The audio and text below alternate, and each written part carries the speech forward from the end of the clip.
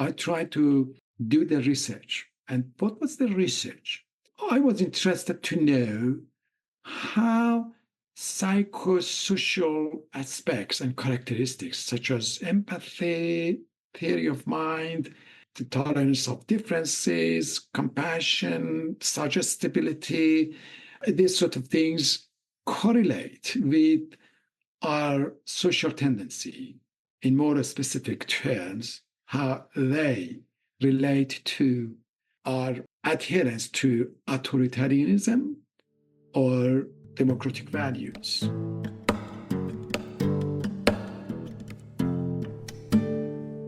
Hello and welcome.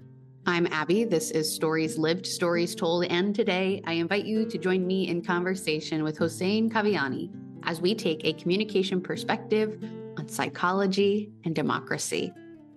To take a communication perspective is to consider what we're making and how we're making it through our communication practices. This means we look closely at patterns, context, stories, and relationships, and that we use curiosity, mindfulness, collaboration, and dialogue to create better social worlds. So whether the topic of today's conversation is familiar to you or not, the hope is that using a communication perspective will reveal new ways of seeing and being for all of us. At the top of the episode, you heard our conversation partner today, Hossein Kaviani. Hossein is a clinical psychologist with a PhD awarded by King's College London Institute of Psychiatry Psychotherapy. He is also a researcher and a writer of both novels and psychology books, his latest book being The Valley of Loneliness, which came out just earlier this year. This episode is the last in our engagement series, and I just think it's such a valuable addition to the conversations we've been having so far this month. Hossein draws a really important line and makes a really important connection between democratic values, the ways that we are with each other interpersonally and in our communities and internationally, on a more global scale, with our psychology, the things that are happening inside of us, and really explores that relationship in a meaningful way that helps us understand when we talk about engagement, how we're engaged with our communities, that we also need to be asking how our communities are shaping us just as much as how we're shaping them. Another element of this conversation is that Hossein and I talk about CosmoKidz, one of the resources from the CMM Institute that I've mentioned on here before. And Hossein has done some really great work with that. And because of that, this episode is dedicated to our dear friend, Merritt, who passed away recently and was so instrumental in the creation of CosmoKidz, and not just the creation, but their continued life in the world. And to me, that feels very fitting because Merritt is someone who I really respect the way that she would engage. And she certainly modeled for me how I would like to be engaged with other people and how I show up to them. So this episode is for Merritt, and we love her and we miss her. Before we jump into this episode, I also want to ask for your help. As I continue to think about the next season of the podcast, I want to invite you to really co-create that with me. This podcast is just as much yours as it is mine. So I have a short survey linked in the show notes below that you can take so you can share any of your thoughts. Let me know how you're using the podcast, how you want to use the podcast, what you're getting out of the podcast, what you want to be getting out of the podcast, anything you'd like to share. I'm open to hearing from you. Again, you can find that link in the show notes. Thank you so much for participating if you do. And let's now continue on to this conversation that wraps up our engagement series with Hossein.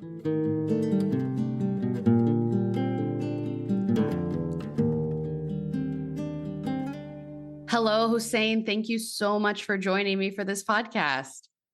Hello, Abbie. It's good to see you again. Yeah, good to be in conversation with you today.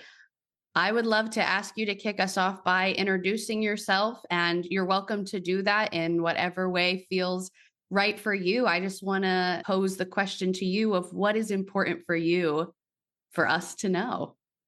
Yeah, the introduction. So that's very easy. easy part of the conversation today.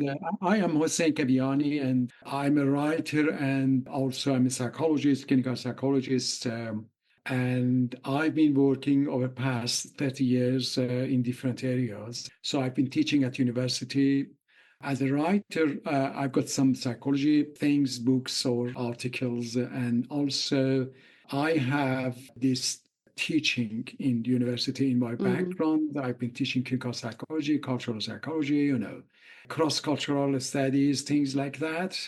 And also, I've been a researcher over the past 25 years. And I always believe that teaching and research needs to be together, and they are some symbiotic. Without one cannot deal with the other one, cannot address the other one. And I always think that if one side is ignorance and one side is knowledge, so in knowledge, we know things. That's a bright side, but the dark side is ignorance, and we don't know things. So, to know things, we need to do something. One of the pathways to shed a light on that dark side is research. And I've been always doing research, and in the classroom also, I've been using research results in my studies, in my teachings. So that's me in a nutshell. Yeah, that's a great place to start. I'd be curious to know, can you tell us a little bit more about what kind of research you've done? Yeah, the research, I've been involved in research which was on cognitive and emotional aspects of, for example, depression, anxiety, and also I've been involved in some research on a cultural aspect of the behavior. And recently, over the past 7, 8 years, I've been involved in more research on psychosocial characteristics, which correlates with our social tendency.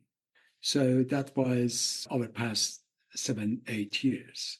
That's the research I've been doing. In the past, also, when I was doing my PhD, also I was involved in psychophysiology. Specifically, I've been using that different physiological device to measure it was more experimental work, not the work which I am doing now, which includes both quantitative and qualitative. So at that time, I was just interested in emotional reactivity, human emotional reactivity, and how different things can affect emotional reactivity. I started from that side, and then I tried to expand my research on more, because I'm a clinical psychologist, more to do with the patients, and then I moved on to more cultural, and also recently on things that is related to more social cognition. Yeah, that immediately kind of makes sense to me, that it'd be really rich to explore that relationship between culture and behavior. It feels very CMM-ish to me. We create our social worlds, and also our social worlds shape us back. So I'm sure that is really interesting to dive into. What's compelling about that to you? Yeah, but perhaps I can tell you that, yes, I'm immigrant. I'm an immigrant living in London, and so I moved out. I've been in Middle East, and so I've been here since 1993, and I moved back for some years, for 4, 5, 6 years there, and again I came back. And so when you're just from one culture and you're living in other cultures, so it's obvious for you that things are different, the impressions are different, the views are different. They're making, if you want to make sense of things, what people think and what people say, you need to also include the cultural background. If without that cultural background, the information you get is misleading. Okay, so that's why I've been always interested in cultural aspects. Even when I was doing some research on emotional reactivity, on emotional things, also culture is important. Emotion can be expressed in different ways, and culture sometimes, is some factors that determine. the emotional expression. So that is important. I mean, you cannot deal with different things around the world. You cannot decide something in London and then you want to use it in China, or you want to use it in Singapore, or you want to use it in Latin America. No, you need to know the subtle aspects, cultural aspects, which is embedded in the culture, and you need to know more about that to understand how you can. Perhaps I come back to it later. I think policymakers also have to know, and the psychologists, the sociology, and this sort of cross-cultural studies, which anthropology also can inform the right and correct and valid policy making, strategies. So that is something which I think is very fundamental to know the cultural aspects. Without cultural aspects, we are lost. And it's very misleading, and sometimes it is dangerous. Yeah. I kind of in the same thread of, shaping and also being shaped. It sounds like your personal experiences have shaped how you approach this work. I'm curious to know, not just the practical applications of this research, but maybe also some of the personal ones. How is this research shaping you in your life and work? Mm-hmm. Exactly. And for these cities and the countries are becoming cosmopolitan, multicultural, and for this multiculturalism it's not a slogan. It's a reality. And for this reality to happen, we need to know, the things about culture. And we have now big ignorance, this dark part, which can lead to disagreements without knowing what is the reason. It can lead to, arguments. It can lead to wars sometimes. So that's very important to know more about cultures, and cultures has to be discovered again, and that's very important. If you are talking about multiculturalism, if you are talking about tolerance of differences, if we are talking about the perspective taking theory of mind, we are talking about empathy, we need to know more about culture. That's why I was interested in culture. Do you see other research being done around this relationship between behavior and culture? Yeah, that's very vast, very huge area in psychology and also in sociology. I mean, that's a branch, actually. We call it cultural psychology and cross-cultural psychology.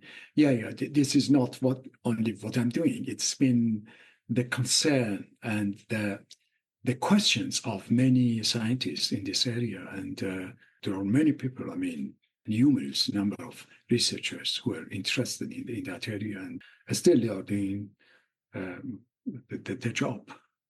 Yeah, I know that one of the ways that you've been involved with helping to take this from theory to practice is being involved with CosmoKidz with the CMM Institute. I'd love to, kind of, you've introduced yourself. Can you kind of introduce that part of yourself and your relationship to this project and how that evolved? Yeah, that's a good question, Abbie. I mean, before I come to the CosmoKidz, which is very important, and I've been doing research on that, and I've been doing some work on that. Perhaps I need to expand on my experiences, my personal experiences, and where I'm coming from, and so then we come to that CosmoKidz. With this, I need to give you some background to be able to make sense of why I was interested in CosmoKidz and what happened. So, I'm coming from Middle East. So Middle East is a geographical area that has been always involved in turmoil, unrest, restless. It is a restless situation, at least our past few centuries, 5 centuries perhaps. And we understand that this historical background can, it can lead to some mindset, people who are living there, that unrest, restlessness, this sort of sense of insecurity can be embedded in our mind. So I'm coming from that side, that part of the world. And for this reason, I always had serious questions in mind. And why is it? Why this happened in that area? And still we have this war going on and in this part of the world. And so that was something which I was interested to know, and I had always questions, and I have always this question that how we can change the situation. The situation is there, but how, as a psychologist, for example, what is it which I can do to contribute to understand the situation, and also my feedback perhaps can help to change the situation. So it is very small, bit of contribution, but still, this is my question, that how we can help the change happen. So I had this in mind, that so we can do something. That was the first motivation I had in mind. And over the past 20 years, so I've been just thinking that what we can do to understand it first, to discover what is going on there, and then based on that information, we can feedback. So that was the experiences which I had in that. And based on those experiences, that is very obvious in the Middle East. So we should do something. This was my first motive, that what can we do? What is the obstacles there? So that was the first notion, the first thing that I was thinking, that how we can convert it to some sort of research question. And then based on the research question, we can have a methodology. And based on that methodology, we can do the research and answer the questions which we have in mind. It doesn't mean that if we do the research, we are going to answer all of our questions. No. You answer some of your questions, but there are some other questions which is raised, and it's more question you have at the end of the. You're right. This movie.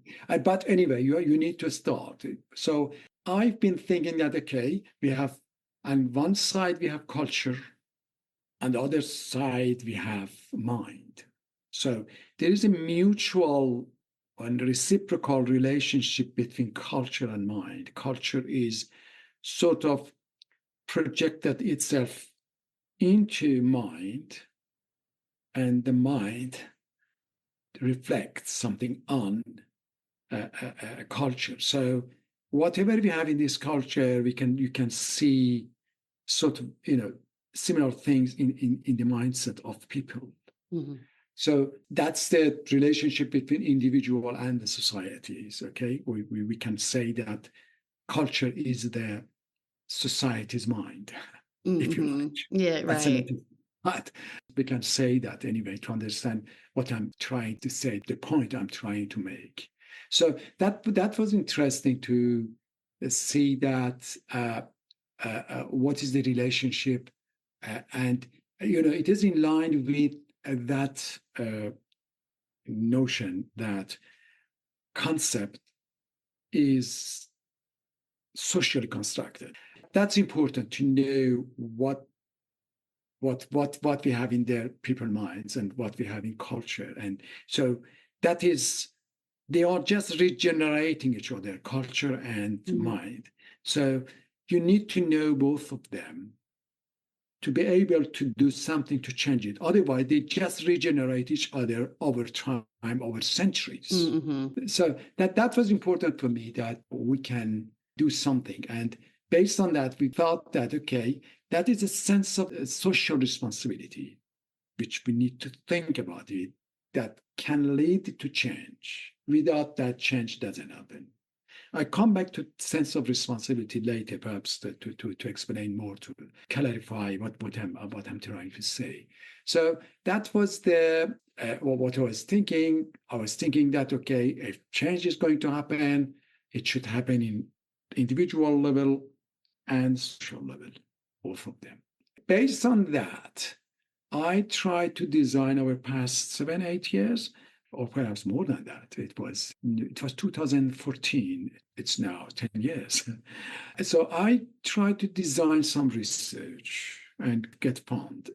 Fortunately, I could do some research supported financially by British Academy. They supported me. I had these proposals. There is a procedure to get a fund. It's not easy to get, but right. I was successful. I was successful 3 times to get fund, and I tried to do the research. And what was the research? I was interested to know how psychosocial aspects and characteristics such as empathy, theory of mind, the tolerance of differences, compassion, suggestibility, these sort of things correlate with our social tendency. In more specific terms, how they relate to our adherence to authoritarianism or democratic values. And we did that in Afghanistan. And we published the data in different articles. And we found that there is correlation, and empathy was one of them, or a theory of mind or perspective taking is another one, and also tolerance of difference. These are the characteristics that are correlated with, for example, adherence to democracy or democratic values. So we published the data, and we knew that that would be very helpful. We know that the policymakers in that area are ignorant of these sort of subtle factors. And if some of the projects, let's say some of the projects invaded the country, tried to establish some sort of democracy there, but they failed. Mm-hmm. You remember some years ago when some of the Western countries just left the country hastily, and the Taliban came on power. That was ridiculous. That was disastrous. Yes, people in that country.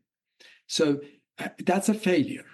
Why failure happens? Because they haven't included the subtle factors that is related to psychology or to culture or whatever. And that was what we have done in our research. For example, for 4 or 5 years, we've been involved in those researches and published the data. And then we come to this conclusion that, okay, we have these items, we have these psychosocial factors which we think that are involved if somebody wants to have democracy in that country and get rid of some sort of authoritarianism, which is there also in our mind when you are living there. Okay, you may say that I want democracy, but what you're thinking and how you are behaving is just like a authoritarian view. You do it, this authoritarian view, in your family, with your friends, with others. But sometimes you talk about some intellectual things. You talk about the democratic values. These are important, okay? If you, it was interesting that one of the psychosocial factors which we measured was the egalitarian sex role or gender role, which is important. If you don't believe in the egalitarian role, sex role, that is a problem, okay? And that's the obstacle to something which we call democracy or whatever. So these are the obstacles we need to deal with, address it.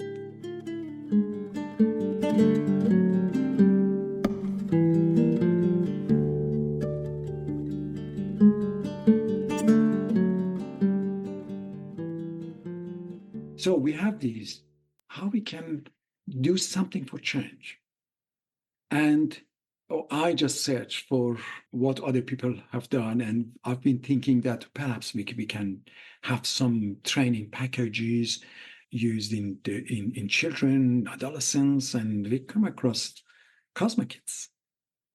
And that was the first encounter with CMM. And I contacted Kim and Merit. Merit is not among us anymore. God bless her. Tomorrow, I think, is the funeral. Yeah, Or in tomorrow. Norway. I'm really grateful we're having this conversation right now Yeah, and get to be thinking about her and honoring the work that she put a lot into. Yes, and we lost her. We lost her actually. Very energetic, very hopeful, a lady, which was very inspiring. And we had some monthly meetings sometimes with her, and she's dearly missed among us.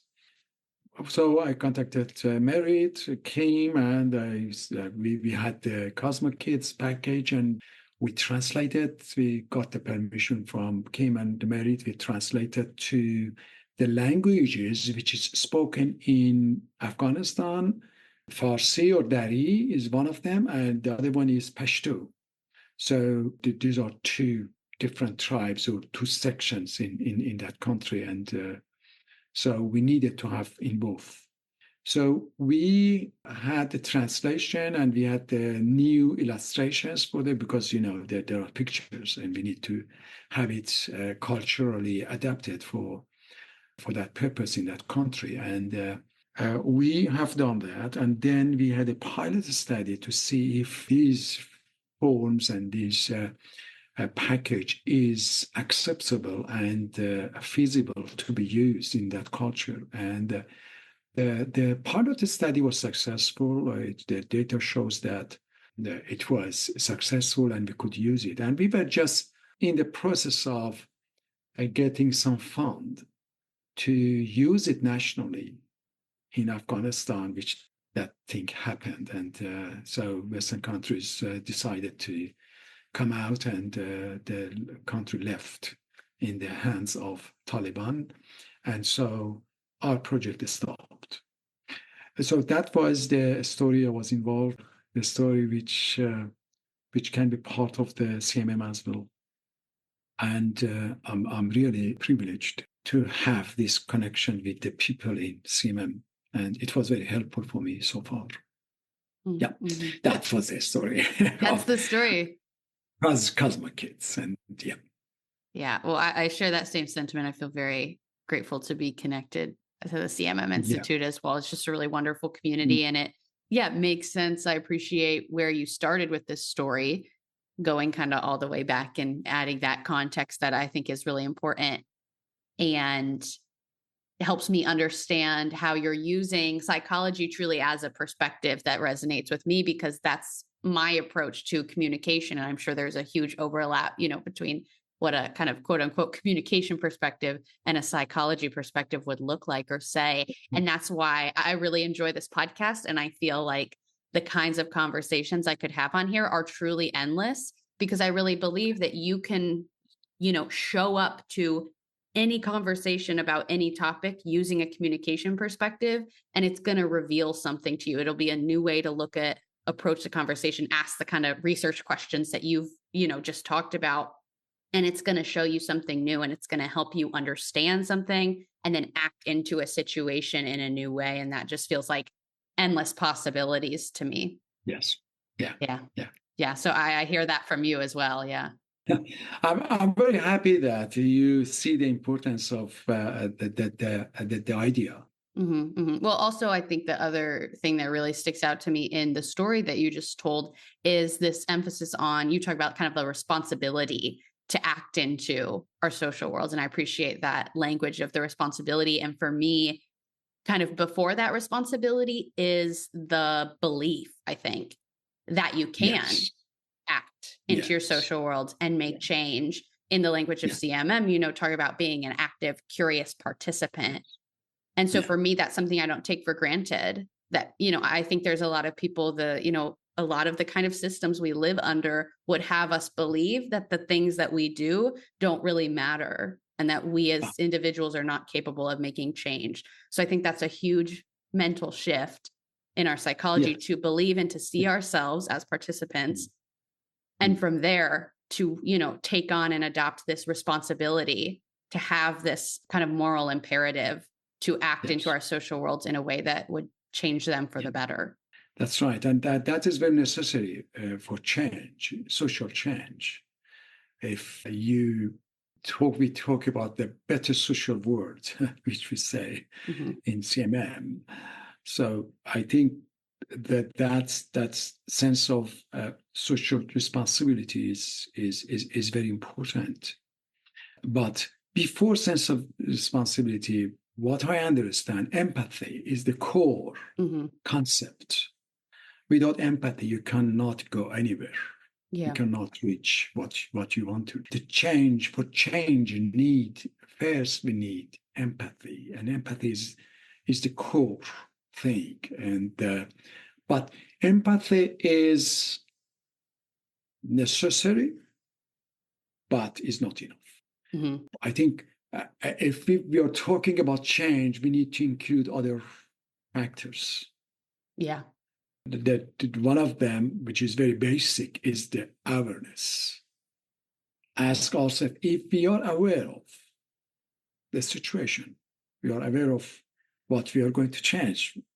What is to change there? What's going on there? Without awareness, you cannot get anywhere. It's just a futile, effort.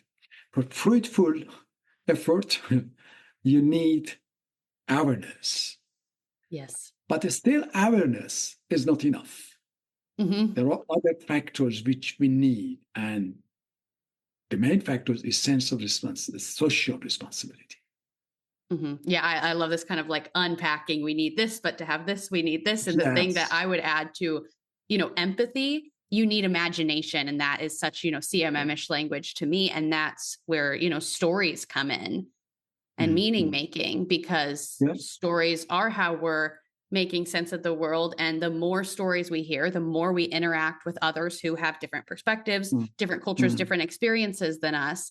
I think that the function that serves is expanding the imagination Yes. so that you can lean into the empathy, lean into the responsibility, and on and on and Yes. on.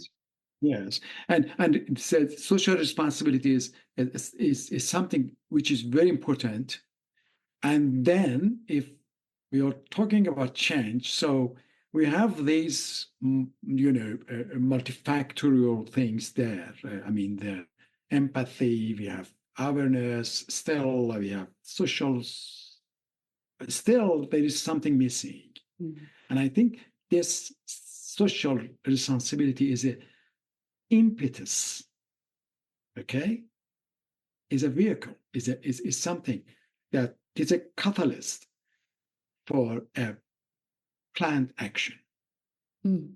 Okay, so that would be something which I think, if you ask me how you define, better social world and how we can get there, so I can tell you that would be my thinking. I'm thinking in this way that we need all of these and we need to aware we need to be to feel that what we are doing in our life can affect other people's life. So the way we are behaving, the way we are talking, the way we are thinking, so had some ramifications and implications for the society, for other people who are in it. So that would something which help us to act better socially. Yeah. Yeah. As you talk about how you define a better social world, it sounds to me like really embodying and embracing democratic values would be a part of your definition of better social world. So I wonder if you could take a moment and explain what you mean by democratic values. Yeah, the democratic values, which I think it's perhaps you just find yourself in a society which people, respect each other, that there's a rule of law, where people are just responsible towards law, and also this empathy will help you to see each other's needs. But democracy goes beyond that.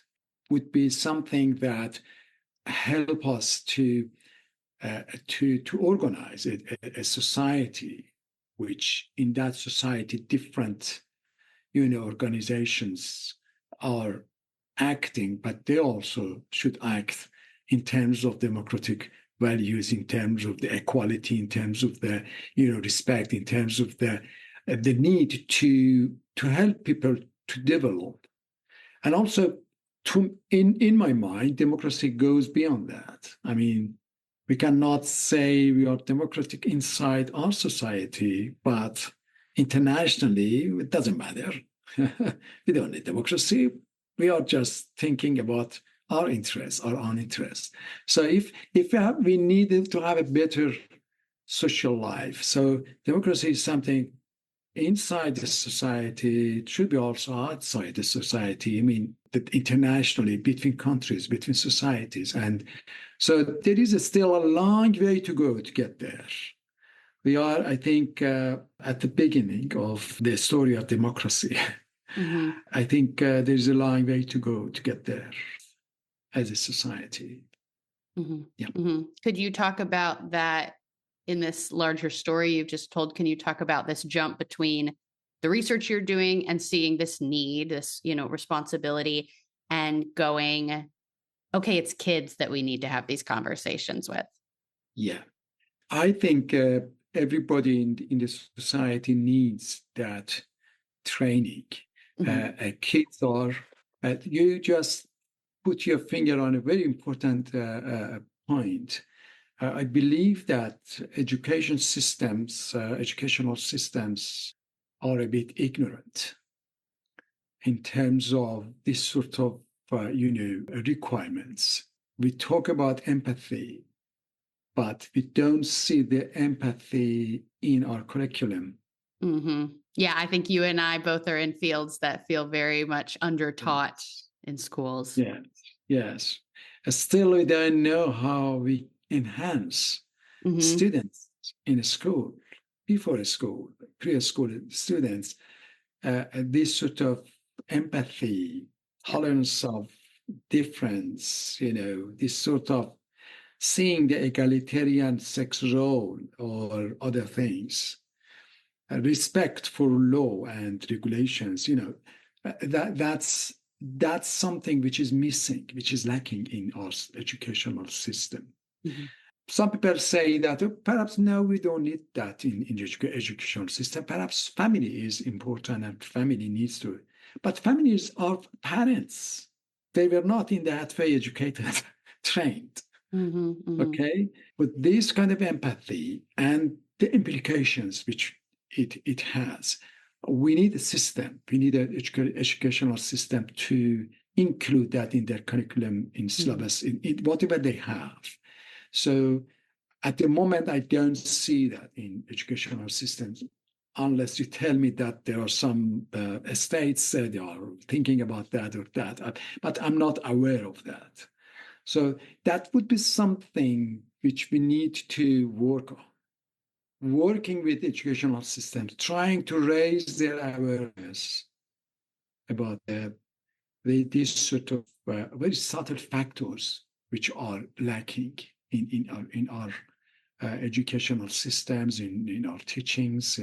And so that would be something which we need to work on. And that's why I said that there are many things missing, and we are just at the beginning of the road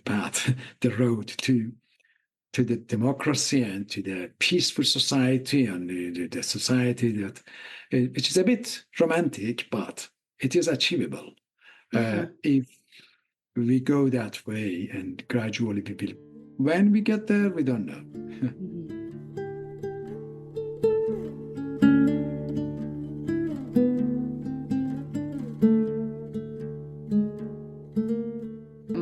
impression is that it's just very much taken for granted that children will learn at home or somewhere along the way, things like empathy, like, productive communication skills. And I think those things have been kind of implicit or taken for granted for so long that people don't realize that they can be taught very explicitly, very intentionally.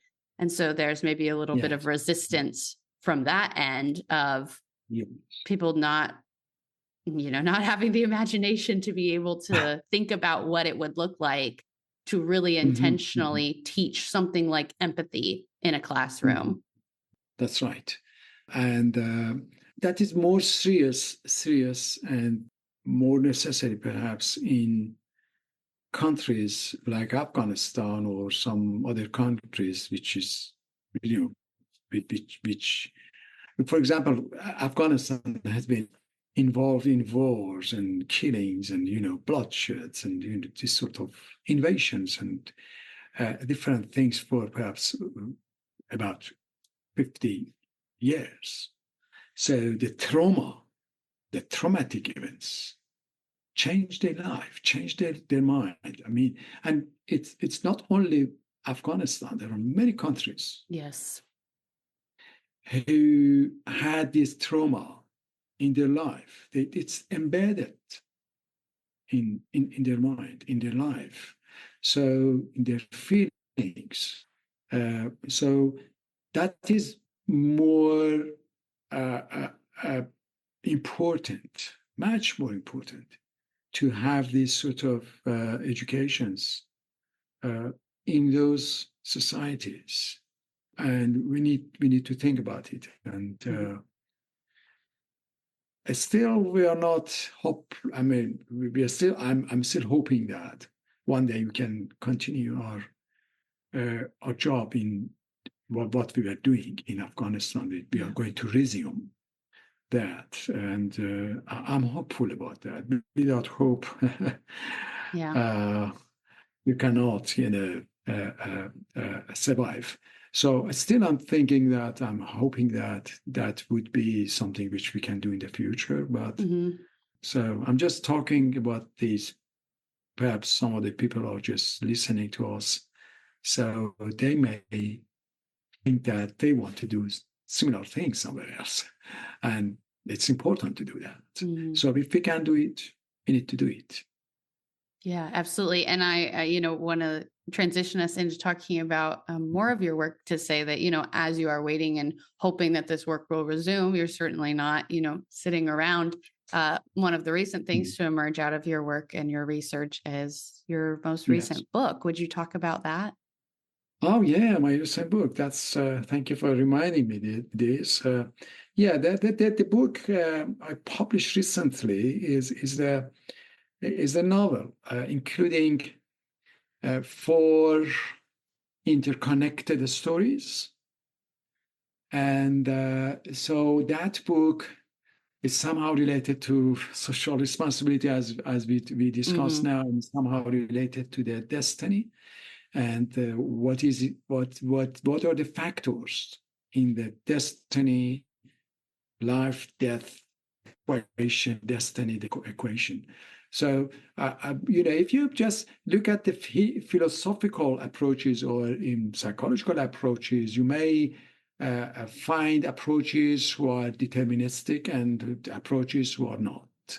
So, in psychology, for example, psychoanalysis and behaviorism, both of them still, however, they are opposites.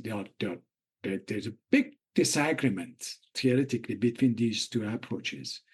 They don't like each other, but both of them are sort of deterministic in terms of what is the underlying factor for human behavior.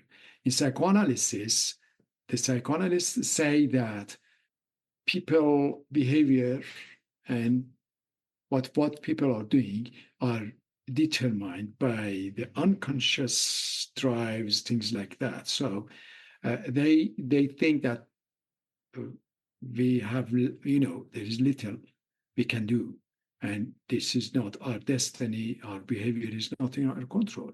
And also behaviorism, they believe that the human behavior is shaped by the environment. Mm-hmm. So self is nothing here. But the other approach, which is a humanistic approach, like existentialism or things like that. So people like Carl Rogers and other humanist psychologists, they believe in free will. They think that self can do something.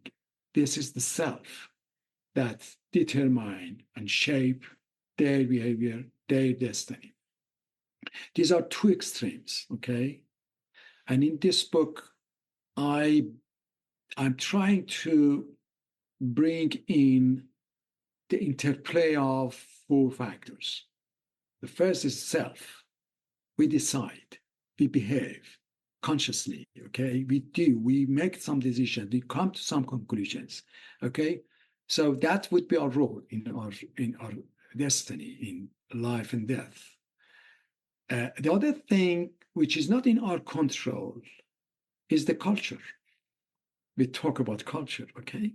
So the culture sometimes is dictating things. You are living in a cultural context. People expect you to do things, father, mother, uncle, Mm-hmm. friends, and you are just, you're. It's not in your control. They are just dictating things. The culture is dictating things to you, and you just behave and think based on what culture tells you to do. And sometimes it is not, you just do it without knowing. So the other factors would be perhaps the higher up decisions, the regulations, the law, and this, which is not in control and that can affect our destiny, can affect our life and death. Okay, in some countries, for example, any countries, the rules, the regulations, bad regulations can have bad effect. The good regulations, these sort of things, which is not in our control. And the other thing is accident. Accident is not in our control. So I've got four interconnected stories in that book, the book is called The Ballet of Loneliness. So in each story, one of these factors is highlighted. I was just trying to raise this awareness that there are other factors which we need to be aware of that. And the sense of responsibility, social responsibility, is coming from these. And I've got this concept there that whatever we are doing is going to affect other people. It's going to affect, it's not, if somebody dies or somebody, something happened to, perhaps there was things that we've done in that chain of events. Okay. So I try to focus on this based on a novel I've written. So that would be a kind of 4-factor equation there. Mm-hmm. Why novel and literature? There are two reasons. First is I've been involved when I was younger, for example, in my 20s, I had books and novels and stories published. But then I was not that active in that part, but always I've been in touch with literature, reading, novels. Yeah. And then I think that that would be something we can do if we have experiences here, and these experiences are there. So we need to use it in different forms. Mm-hmm. So that comes from my responsibility that I feel that I'm responsible to what I learned, just try to present it, try to put in a framework and just try to say that, and perhaps there are some people that who are interested to see and there are minds and people that perhaps they find it interesting. And Mm-hmm. it may make sense to some people. So that's why the last book is about that. Yeah. Yeah. That's taking me back to what I said earlier that, a one function or purpose of storytelling is expanding our imagination. And I was referencing more, me being in Mhm. conversation with you and hearing the stories of each other's lives. But that's just as true for novels and, fiction that we read. And I have really enjoyed some great fiction this past year. And it's just got me thinking about the Yes. impact of even a fictional Yeah. story for your own psychology and that Yes. expanding what you believe to be Mhm. possible for Mhm. yourself or expanding your understanding of ways of being in the world. So I certainly see that and really appreciate that. And I think the other thing that I'm pulling out of what you've just said is this real kind of commitment it seems that you had in this book. And I would say in your other work, as you described, to holding space for this real complexity of the Mhm. relationship between all of these different elements, these, four different Yes. elements in your book that you described. And I think that is so important Mhm. for that to be one of those stories so that we can expand our imagination and our capacity to engage in complexity, because the fact of the matter is our social worlds are incredibly complex and Yeah. we have such a tendency to try to oversimplify it, because I think Yeah. we're not, again, kind of going back to what we talked about around schools and what is or is not taught. I don't think we're really equipped to Yeah. navigate Yeah. complexity Yes. confidently. So we Yes. default to trying to oversimplify it. And that's, I've Yes. heard that as a critique of the CMM theory, that it's so complex. And there's, Yes. maybe some truth to that. Mhm. And that's why Mhm. my work is, a lot about making it more accessible. But it Yes. certainly shouldn't be simplified, because if it's going to say anything meaningful into a Mhm. complex social world, it has to kind of mirror or match that, complexity in a way. So that's Yes. another Yeah. thing I'm hearing out of Yeah. your book, and then all the other work we've talked about too today. Exactly. Exactly. The reason for simplification is at the beginning of this conversation, I talked about the balance between ignorance and knowledge. Yes. So Yeah, we have some knowledge exactly. and we don't know things. That's why instead of going to shed a light on that darkness, which is ignorance, and find more Mm-hmm. and understand more, and then try to have a more complex justification or explanation for a phenomenon, we just try to simplify that. Yeah. That's a easy job to do. Ignorance is not bad in its own way. I mean, ignorance is ignorance, but ignorance is our motivation to learn more, to Mm-hmm. know more, to find more things in that darkness. So the balance between these two, perhaps trying to have balance between knowledge and ignorance, perhaps just help us to avoid simplification and Yeah. simplifying the complex and complicated, sophisticated things.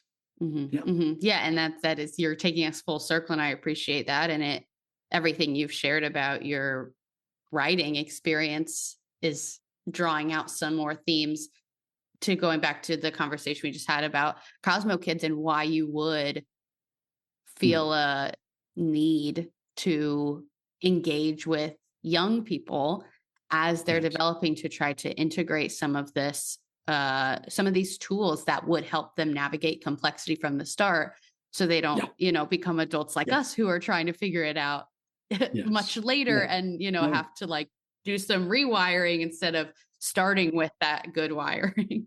Exactly. Exactly. That's a very important point. Yeah. Yeah, yeah. Well, Hossein, thank you so much for joining me for this conversation today. Okay. I I've really enjoyed enjoyed it that. so much. And just as we wrap up, is there any last things you want to share? That was I was trying to say that change is possible, is there, but there are some requirements before that. Hmm. So empathy is very important. The first thing, the core thing, and then we need to be aware of different things. So shed a light on that ignorance part, and then we come to this sense of social responsibility, which can be a kind of vehicle towards the a planned action for future. Yeah, that's a great summary of what we talked about, and also what I'm really hoping people will take away from this conversation. So, Hossein, thank you so much. It's been so wonderful to Thank be you in so much, Abbie. conversation with you. Thank you for inviting me.